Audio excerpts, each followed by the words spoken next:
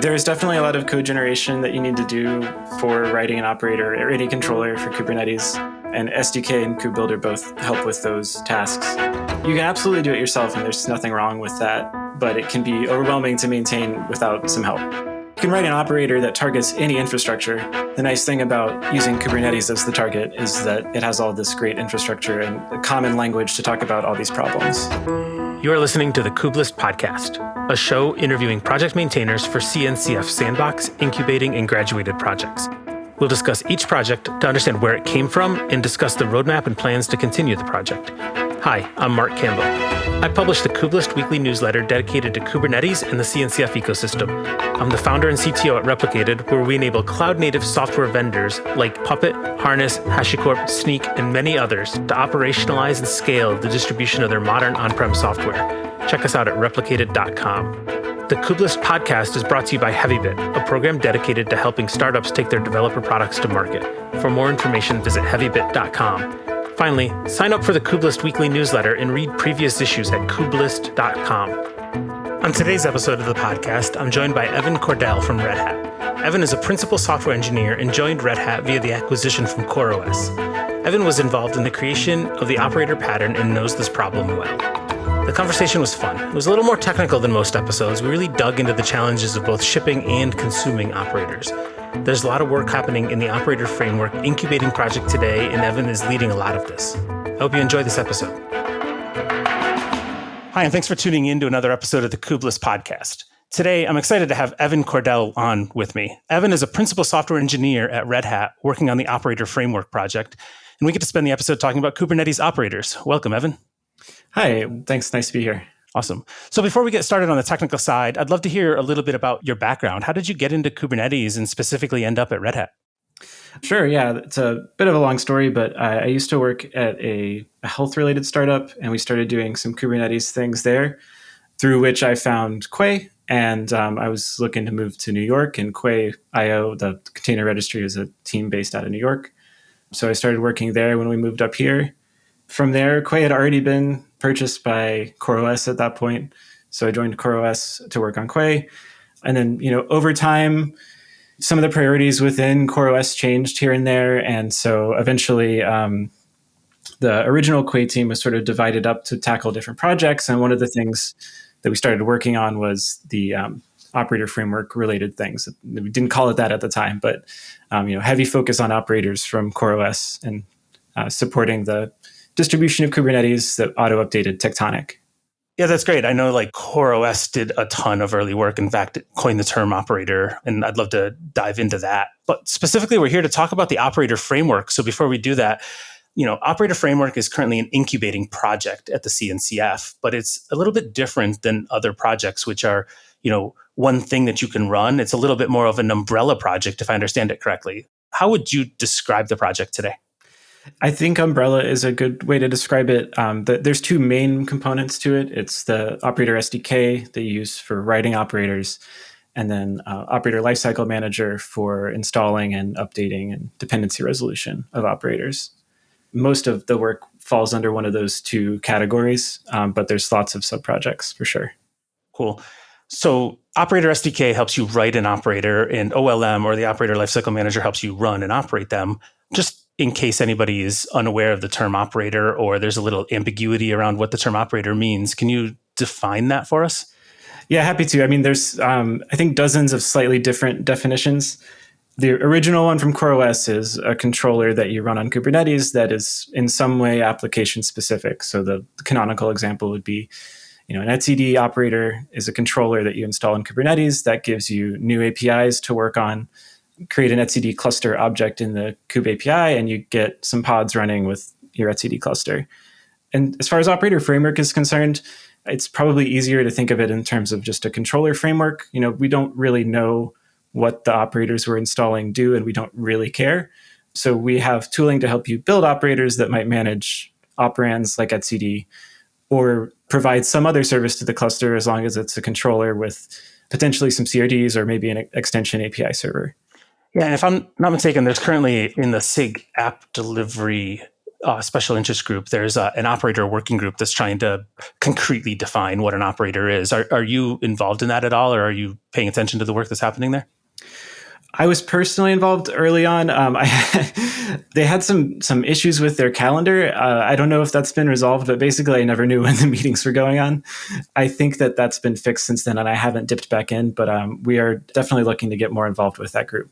Cool. Yeah, I think operators have, been around for a couple of years now, and a lot of folks are adopting them, but like there's lots of, like I said, ambiguity, I guess, around the term operator. And it's like, is it a marketing term or is it actually a technical definition of what it means? And I think, you had a pretty interesting description of it there a second ago.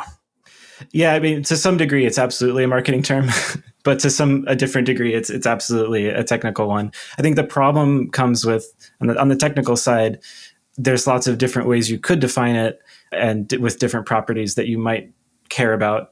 And that's kind of why for operator framework, we're not super strict about what we think of an operator is. It's a controller in Kubernetes at the bare minimum.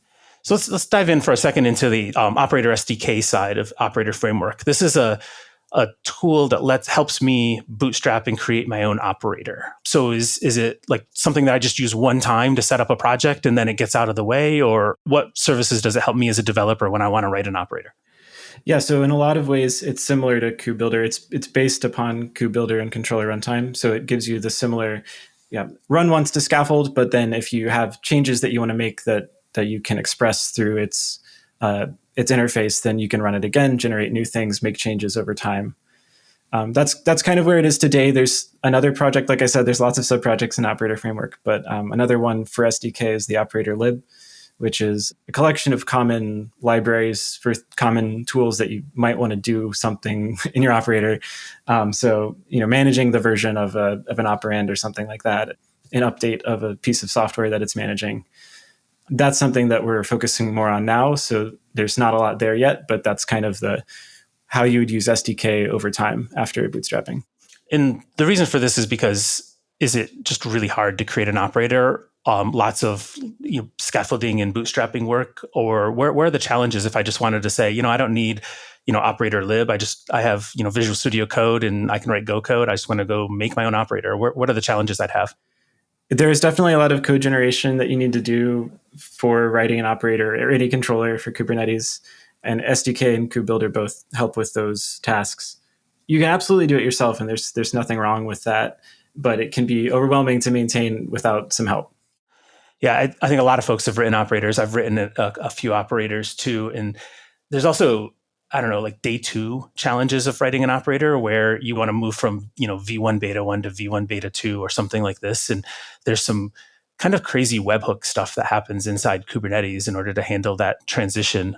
Does Operator SDK help me kind of bootstrap that when I want to transition? It does. It has tools to bootstrap conversion webhooks and anything related to that. That's also a good intersection between SDK and OLM, because on the runtime side, OLM will do a bunch of checks to make sure that the updates you're applying to a COD are safe with respect to the data that's currently in the cluster. And then let's transition to the other side. So I want to run an OLM. Can you help define concretely, what OLM is? Like, is it a standard that an operator should conform to? It's more or less a packaging and distribution and dependency resolution system. So yes, there is a particular format that you need to put your operator manifests into in order to teach OLM about it. Some of those restrictions we're looking at removing, but it allows you to define a package for your operator and then apply a lot of the concepts that you know from other package managers, your apt or yum or pip, those things, to operators themselves. So you can define properties of operators, then you can depend on operators. OLM will resolve those at runtime. We also bring in like update channels that you might be familiar with from Openshift, Tectonic, or even like Google Chrome, right? All of that stuff is what OLM does. Since you asked for specifics, OLM is a couple of operators that you run on cluster, and it provides APIs, and you interact with those APIs to do installation and updates of operators. That's great. We went really, really deep into like the weeds there of like what an operator is and how they move. And let's kind of take it back a little bit, I think, and talk about the origins of the operator framework project. So CoreOS, before joining Red Hat, coined the term operator. I remember like a really good blog post by the team there, describing this concept originally.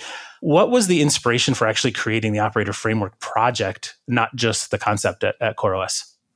The goal with operator framework originally at CoreOS was to build an ecosystem on top of Tectonic, the Kubernetes distribution, that we could take partner products and give you an experience very similar to an AWS console or a GCP console with these services running in your cluster, off-the-shelf services, but you could run them on-prem or in the cloud or wherever you wanted, rather than being tied to AWS for your database service, for example. So the goal was to give you essentially like a programmable infrastructure component to extend with just the pieces that you care about. And then, the other side is having that software component there gives us the ability to have people operators who know how to run the software and code their knowledge into the software itself. And that's distributed to the customer on-prem. They get all of that as well. So you described something that's interesting, and at Replicated, I spend a lot of time thinking about this problem too. And that's when you have two different parties, the person who's writing the code and delivering it, and the third party who's going to run and manage and operate that software. And you describe that as like the goal for Tectonic and operators and everything. When you started off, was it specifically for that? Or did you also think about, hey, first party use, and I'm going to just run my own software, but operators have value there? Yeah, that was absolutely part of it too. Like I said, when we started working on this project, we were all from the Quay team. And so we all had, experience running Quay. And the idea is, Quay started out, it's a Python application, it's a container registry. But as you run it, as you're an SRE for it, you discover the ways that you want to monitor it, the ways you want to maintain it over time. And wouldn't it be nice if I could take all that stuff, all that knowledge that I know, and teach the AWS console about it, right? So now I have my Quay dashboard instead of an EC2 dashboard, for example. So that's kind of the user side of it, I guess. Great. And if I do that, right, you ship it as an operator and I have this console, let's dive into more of the details. What are the other benefits that I get out of shipping my code as an operator versus shipping it as, say a Helm chart? Right. So the benefit for an operator, and certainly you can ship an operator in a Helm chart, but the benefit of writing an operator in the first place is having the active reconciliation against the current state of the cluster and encoding decisions around that. So knowing that when you start to hit a certain limit in one axis, you need to make some change in the cluster or request more resources from the infrastructure or something like that. That's the goal there. Like I said, it's encoding of SRE operational tasks as much as possible.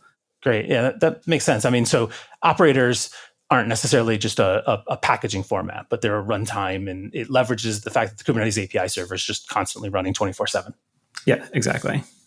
And Kubernetes gives a strong interface to do this, right? You can write an operator that targets any infrastructure. The nice thing about using Kubernetes as the target is that it has all this great infrastructure and a common language to talk about all these problems. Yeah, I think, we talk about that on a few other episodes here too. And I think, there's all kinds of value in Kubernetes, but this common API is absolutely massively beneficial. And it turns out that, that's the thing that we've been missing in this industry for so long, and Kubernetes is solving that. Yeah, absolutely. So you mentioned Kubuilder as another operator, bootstrapping scaffolding tool. What other tools exist to help me manage and deploy operators in my cluster today? That's a good question. I'm not sure. So there's similar ecosystems, I guess, that you get. So there's an ecosystem around Helm. There's an ecosystem around Crossplane. There's an ecosystem around Flux, and Carvel is another one, that are all kind of around getting workloads in one way or another into a cluster. And a lot of them have a focus on operational tasks as well. I don't know if we want to dig into what the differences between all those projects are. I'm not sure I'm an expert enough on all of them to do that justice. That's totally fair. I think so many things happening in this ecosystem right now. I'd love to hear, I think, more, where you would be the expert in how operator framework differs. Where would I want to choose operator framework versus something else in the ecosystem? Or where does operator framework shine? Yeah, so I think operator framework shines particularly in our update and dependency resolution story. I think that's where we're different in a lot of ways from other ecosystems. There are certainly other ecosystems that have support for dependencies and saying you can say this Helm chart depends on another Helm chart. but it's more like vendoring in another component to yours so that you install both at the same time. What we do is we have a packaging system that's much more similar to a traditional package manager that has, like, there's a sat solver there. You can depend on arbitrary properties of other packages in the ecosystem. And potentially, like, we're not there yet, but potentially other packages from other ecosystems that we could understand. So there might be a world where you install an operator from one ecosystem and depend on an operator or just an application from another ecosystem. Yeah, that's actually really cool, especially when you get into third-party software delivery, where it could be, some application that depends on databases or stateful components that can be like fulfilled through various operators. And as a cluster manager or cluster operator, I can choose which of those and how I want to like actually bring that dependency in. Yeah, absolutely. That's part of the original vision that I think is still a little ways off. There's some challenges around even specifying that type of dependency. Like, I need to be able to write something to a duck typed API, right? I know there are some solutions in some places that do that, but actually asking an author to write down, here's the specific fields of a particular API that I'm going to use, that's a challenging social problem. Right.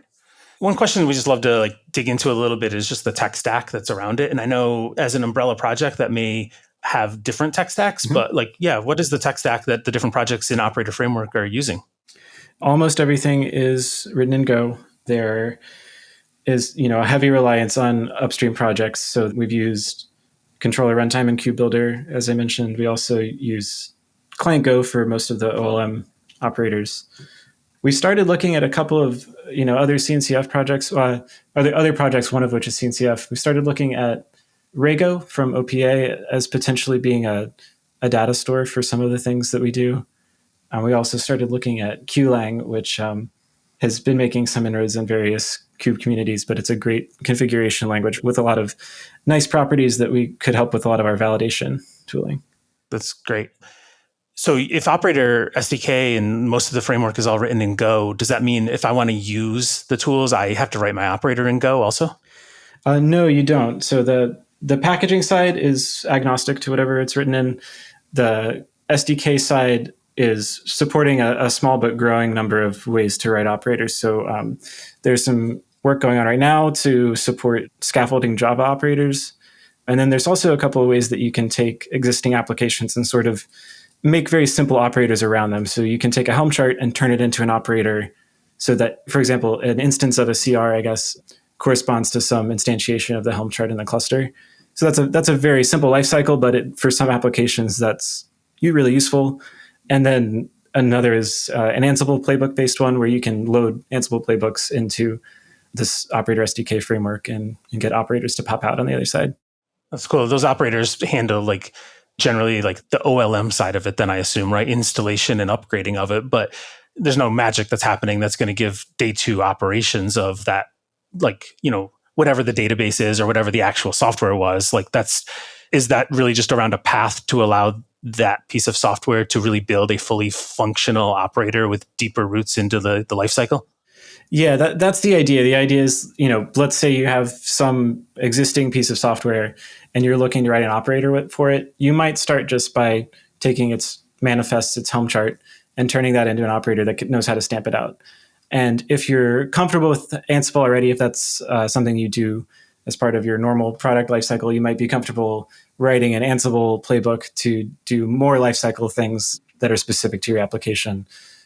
Any backup and restore or migration of something.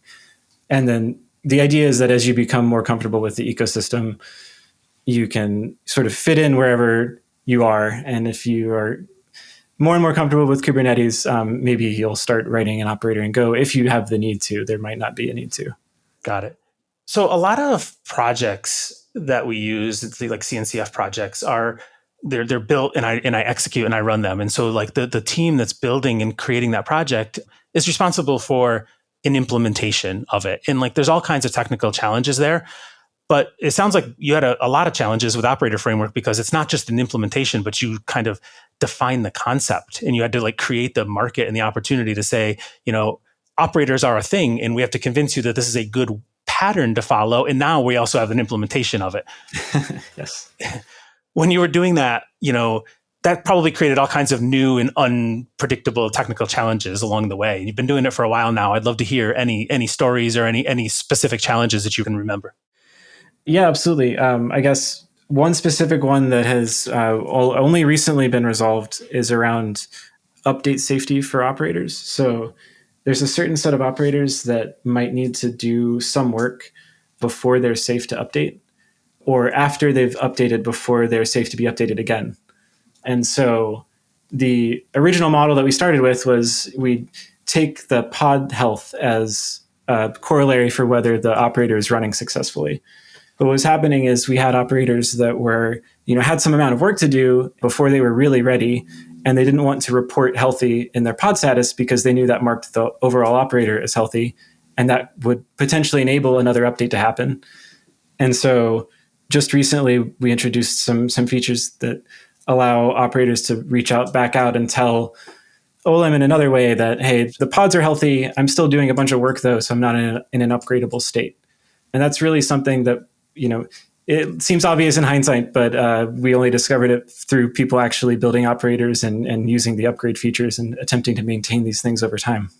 Is a lot of that, the need for that driven by the fact that common uses of operators are stateful services that, need to be up with high SLAs and, as many nines of uptime as possible? Yeah, absolutely. Absolutely it is. A lot of internal services at Red Hat are run via operators right now. Cool. Operator Framework is currently an incubating project. What's next on the roadmap? What's the team working on right now? Yeah, so we're looking at, I kind of alluded to this before, but we're looking at kind of separating some of the core competencies that we have.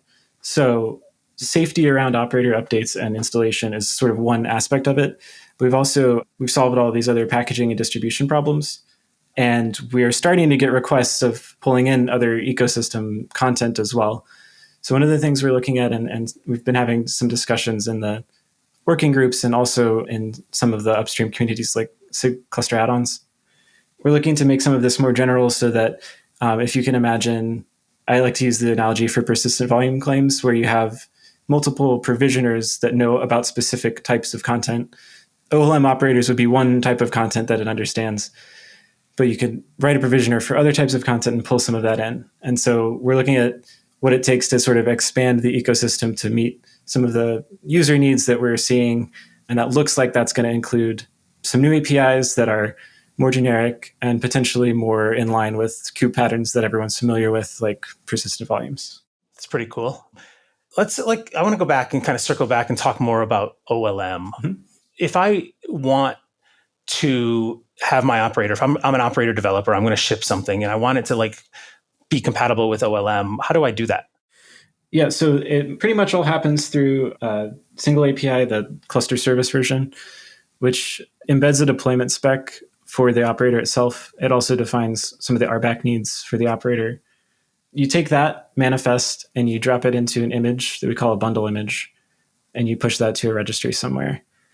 And then once that's available in a registry, you make a reference to it in a what we call an index image. An index image is basically just a list of bundles that we can find on cluster.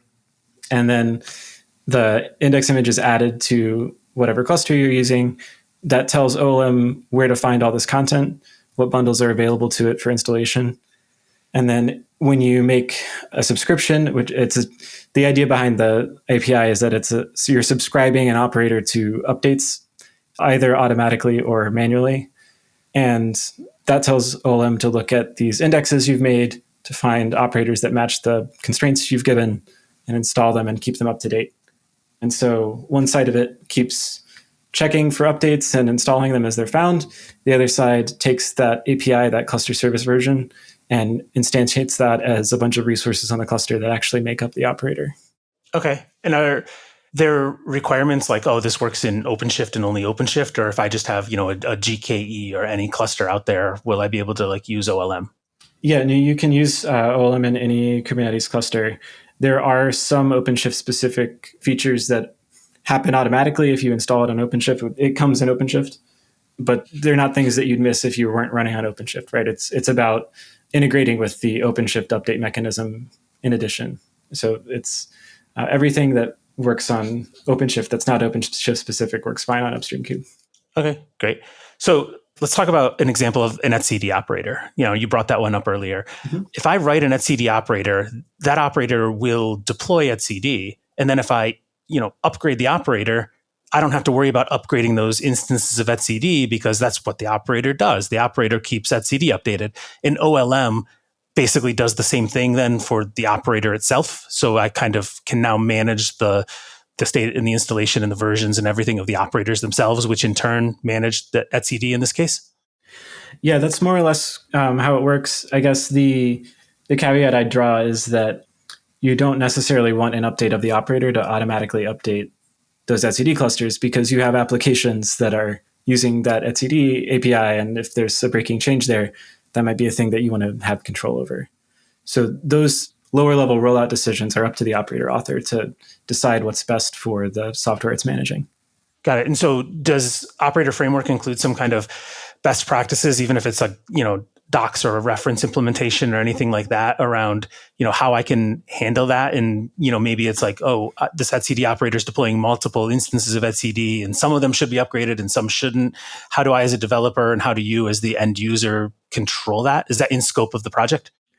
It's absolutely in scope of the project. We have some documents right now on the operator framework website, but that's hitting on exactly some of the work that we're looking at doing in the near future for SDK, right? It's what are the patterns that you want to be using as an operator author to manage your software? And what should you be using? And what are the best practices? And also, here's a library to do that for you if you happen to be using SDK. Thanks. That actually helps clear it up. Mm-hmm. So, how do I get started today with operator framework? What's the easiest way for me if I'm a developer and I'm thinking about writing an operator? What would you recommend? I would definitely recommend starting at the SDK website. I think it's sdk.operatorframework.io, but if you go to operatorframework.io, you'll get a link to it. And going through some of the examples there, that also heavily links out to the KubeBuilder docs, which are also excellent. So if you're just getting up and running and want to get a general sense of what operators are doing and how they work, I think those are great resources. There's also Operator Hub, which is like a registry for Kubernetes operators. Is that related to Operator Framework or how does that fit in? It is absolutely related. It's a little bit tricky because while OLM and SDK are part of CNCF, Operator Hub is not. And some of that's sort of historical and political. When we were looking at donating Operator Framework, the Artifact Hub had already begun. I think it was called CNCF Hub at the time. Development had already started on that, but just wasn't public and we didn't know about it. So as part of a compromise to contribute the project, we omitted Operator Hub from the CNCF donation. All the operators that you see on Operator Hub are operators that you can install via OLM on any cluster. But you can install them via OLM, but that doesn't mean they necessarily had to have been written in Operator SDK or anything like that. If I've crafted an operator the hard way, as long as I can use OLM, I can still push it up to Operator Hub? Yep. Yeah. The only requirement is the packaging part. Got it. So as the project's continuing to mature, Operator Framework, what type of feedback is really most useful for you right now? Is it on the developer and the packager side, the folks who are actually running operators, a little bit of both? Or where are you looking for feedback right now? All of the above. Yeah. Any feedback from any of the sides, because there's several different personas, right? There's consumers of the operators, there's authors of the operators. We also have a persona that's basically a person who maintains an index of operators for their internal cluster, right? So anyone who's in any of those roles and has any issue or questions or comments, those are really valuable to us. And then on the author side, of course, anyone who's developing operators and has ideas of things that could be easier or patterns that they'd like to see more off-the-shelf solutions for. All of that is stuff we'd love to hear. Is there a regular community meeting or something that you would recommend everybody attend? Yes. Depending on which side you're looking at, there are OLM working group meetings biweekly, and there are SDK working group meetings biweekly. I think they're on off weeks, but I'll have to find We can link the schedule in the show notes here too. So as you're right now an incubation project, the next step is obviously graduation at some point. Have you guys given any thought to what the target is, either timeline or, kind of goals on the technical side or adoption side or anything like that around the project before applying for graduation? Yes, we definitely have some technical goals that we're trying to hit before that. Some of them are those newer APIs that I alluded to. Some of it is also just modularity and componentization. Like right now, you only kind of get it all by buying into OLM. And so there are some things that are not as easy as they should be, right? It's harder to use this in a Git Ops workflow, or at least if you're using it in a Git Ops workflow, you have to do it in a very particular way. And so we want to split up the components so that you can fit it into the workflow that you have rather than fitting your workflow into what Operator Framework's workflow is. And then, like I said, we're looking at addressing some really long-standing issues with some of our APIs by introducing newer APIs that address them. So once we do that, and then we're hoping that we also get a lot of community feedback and involvement. We'd like to see contributors from other companies and things like that before we apply for graduation. Great. Do you have a contributing list right now, so you know some of the folks who are contributing?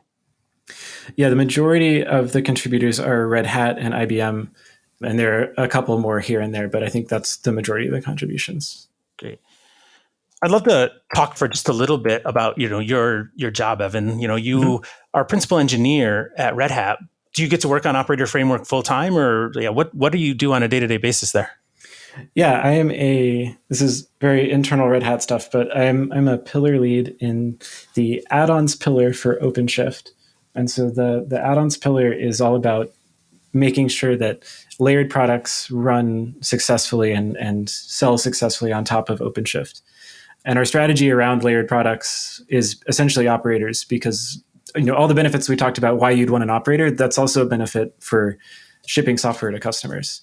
And so I do spend a good chunk of my focus on Operator Framework as a part of that.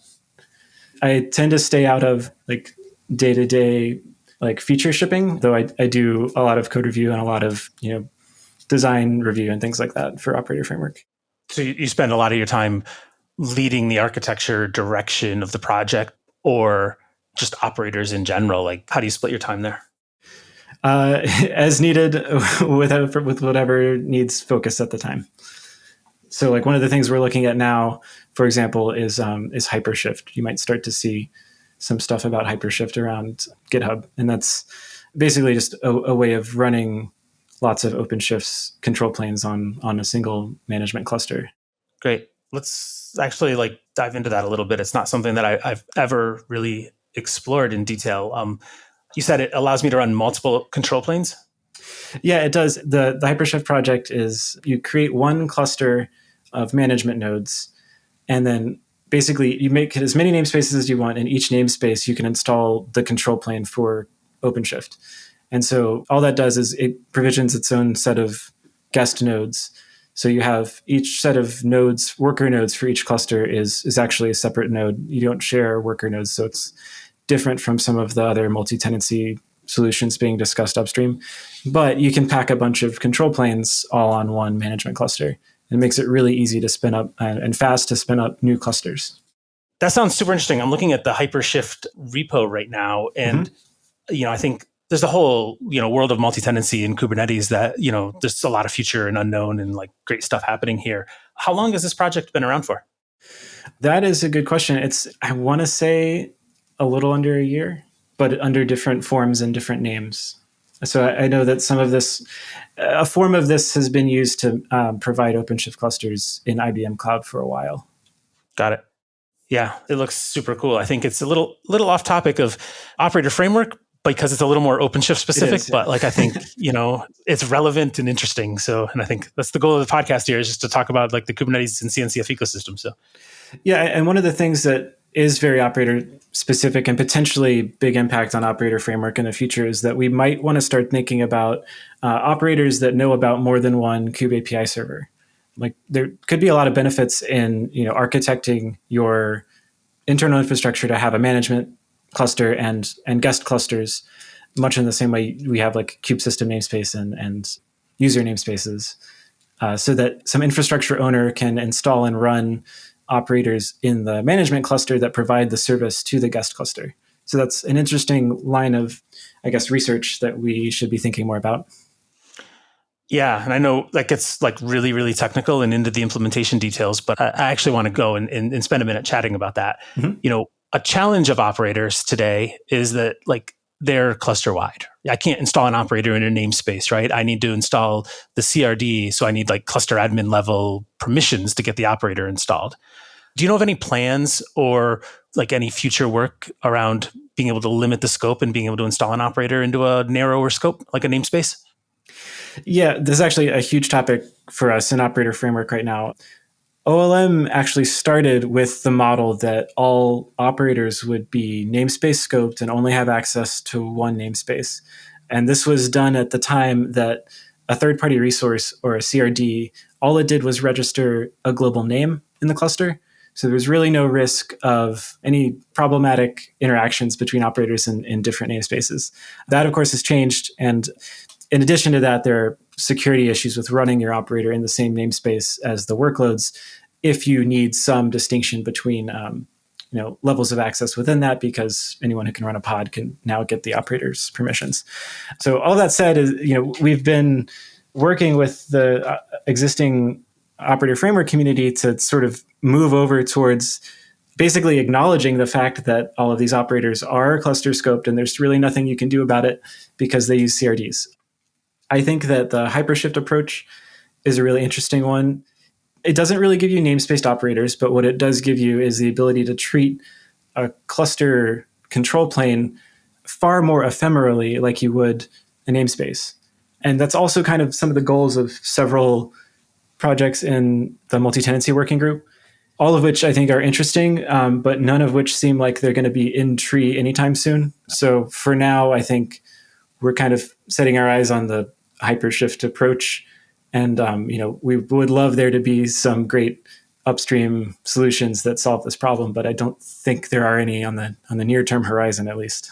And is the Hypershift approach, is that all kind of, we can check out the repo, it's a public repo, but is it all custom proprietary, implementations of it, or is it using technology such as like, the Kubernetes API server aggregation or the ability to like built-in Kubernetes type stuff?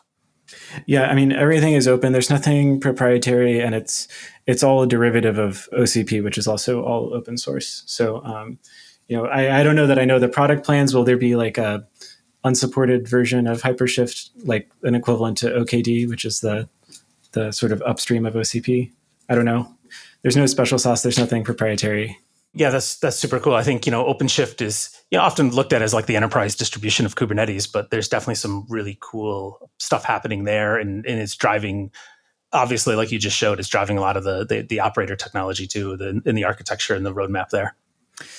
Yeah, and like I said, I would love if there was some upstream solution that solved similar problems. But right now, it looks like everyone is providing multi-tenancy by forking.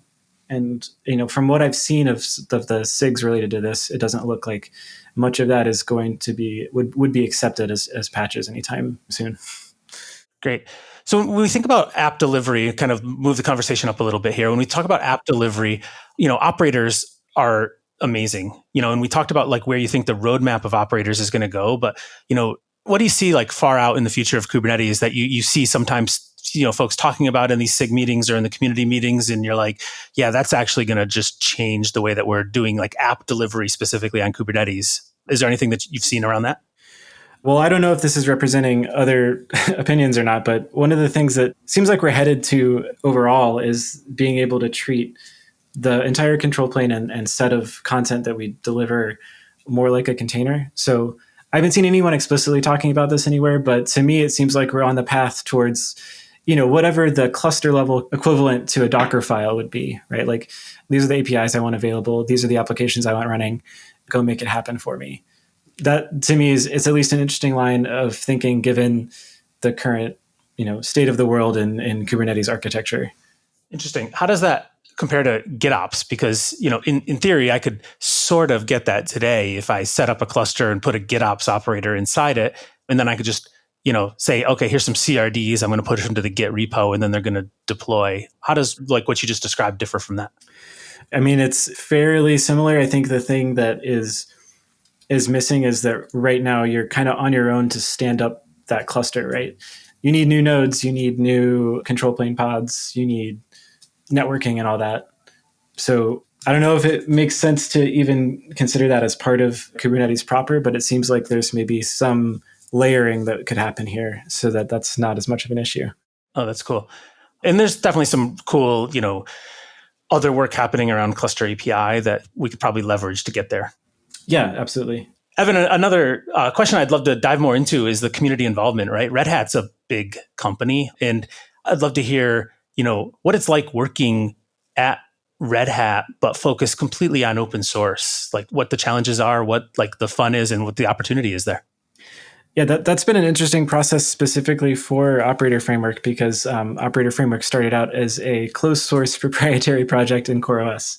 So we went through the process of open sourcing, and we only recently managed to completely decouple the upstream from the downstream. So we're now in a position to accept contributions from anyone at any time. There used to be some restrictions about when things could merge. Those are gone now.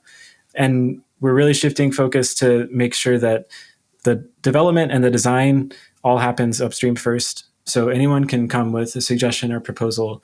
It gets discussed as part of an enhancement that's modeled after the KEP process in Kubernetes.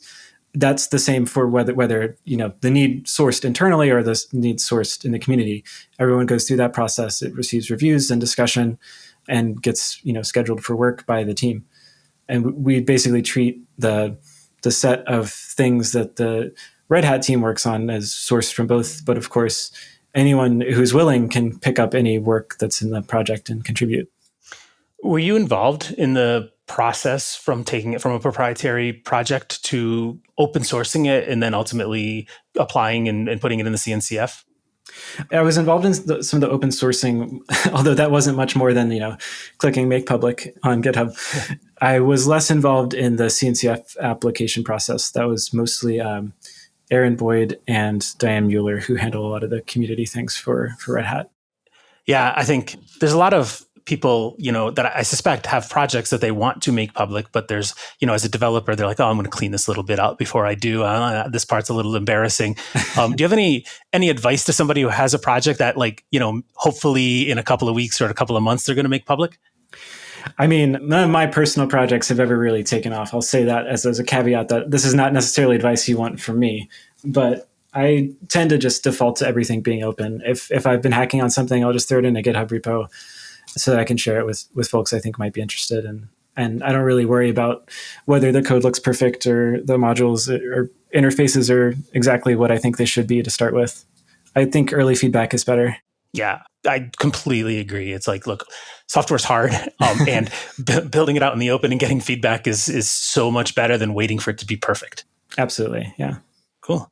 Well, I'm really excited about the future of operators. We use them on a regular basis. I think it's, leveraging the Kubernetes API server to perform these, tasks and automation, and OLM sounds like a great wrapper around it that I think, we're going to see more and more of. It sounds like some cool stuff coming. Well, we'll include some links to the project and everything else in the show notes here. And I appreciate you joining. Thanks for having me on. I really appreciate the discussion. It's been a great time. That's all we have time for today. If you're the maintainer of a CNCF project and would like to be a guest on this show, head over to Kubelist.com. To learn more about Heavybit, visit Heavybit.com to check out the library. It's packed with amazing talks and content on sales, marketing, product, and more for founders of developer tools companies. And this podcast is brought to you by my company, Replicated, where we enable cloud-native software vendors to operationalize and scale the distribution of their modern on-prem software to their largest enterprise customers. Check us out at Replicated.com.